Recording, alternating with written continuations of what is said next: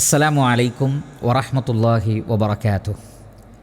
അൽഹംദുലില്ലാഹി റബ്ബിൽ ആലമീൻ വസ്സലാത്തു വസ്സലാം അലാ അഷ്റഫിൽ അംബിയാഇ വൽ മുർസലീൻ നബിയിന വ ഹബീബിന മുഹമ്മദിൻ വ ആലിഹി വ അസ്ഹാബിഹി അജ്മഈൻ വ അലാ മൻ തബിഅഹും ബി ഇഹ്സാനിൻ ഇലാ യൗമിദ്ദീൻ അമ്മാ ബഅദ്.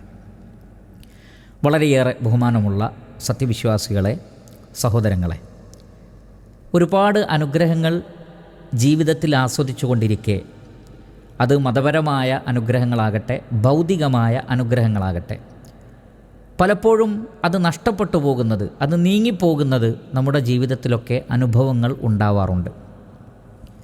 എന്തുകൊണ്ടാണ് ആ അനുഗ്രഹങ്ങൾ നീങ്ങിപ്പോകുന്നത്, അത് നിലനിൽക്കാത്തത് എന്തുകൊണ്ടാണ് എന്നത് നാം ഗൗരവത്തിൽ പരിശോധിക്കേണ്ടുന്ന ഒരു വിഷയമാണ്.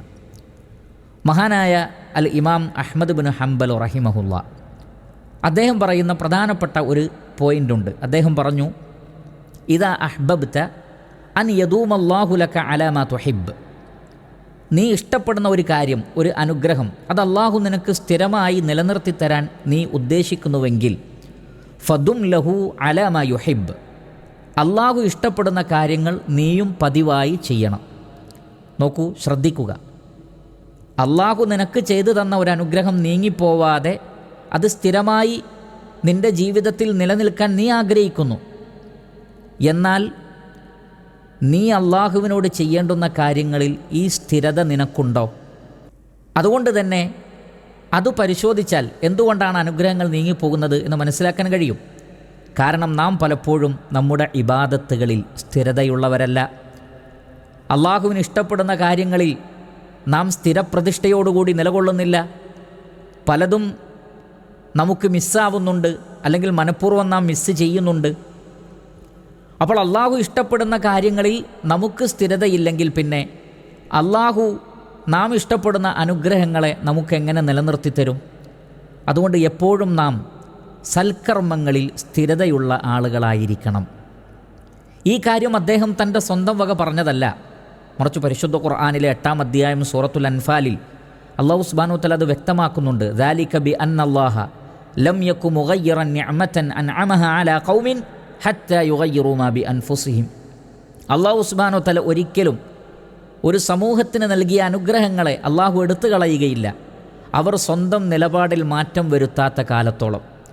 അപ്പോൾ ഒരു അനുഗ്രഹം അല്ലാഹു എടുത്തു മാറ്റുന്നത് അവർ അവരുടെ നിലപാടുകളിൽ മാറ്റം വരുത്തുന്നത് കൊണ്ടാണ്. ഇല്ല എങ്കിൽ അള്ളാഹു ആ അനുഗ്രഹത്തെ എടുത്തു കളയുകയില്ല, മറിച്ച് അതിനേക്കാൾ അധികരിച്ചത്, കൂടുതലായിട്ടുള്ളത് അതാണ് അല്ലാഹു സുബ്ഹാനഹു വ തആല നൽകുക. സൂറത്തു ഇബ്രാഹീമിൽ അത് അല്ലാഹു സുബ്ഹാനഹു വ തആല വ്യക്തമാക്കുന്നുണ്ട്. ലഇൻ ശകർതും ലഅസീദന്നക്കും. നിങ്ങൾ നന്ദി കാണിച്ചുകൊണ്ട് ജീവിച്ചാൽ അള്ളാഹു നിങ്ങൾക്ക് വർദ്ധിപ്പിച്ചു തരും.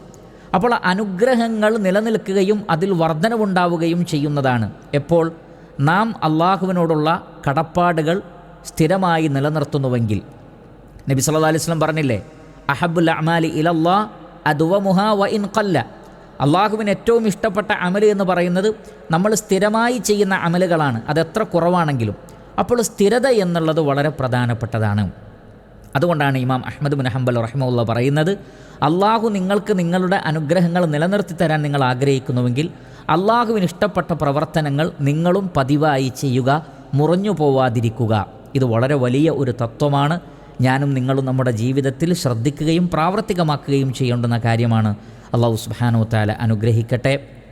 വസല്ലല്ലാഹു വസല്ലം അലാ ഖൈരി ഖൽഖിഹി മുഹമ്മദിൻ വ ആലിഹി വ അസ്ഹാബിഹി അജ്മഈൻ വൽഹംദുലില്ലാഹി റബ്ബിൽ ആലമീൻ.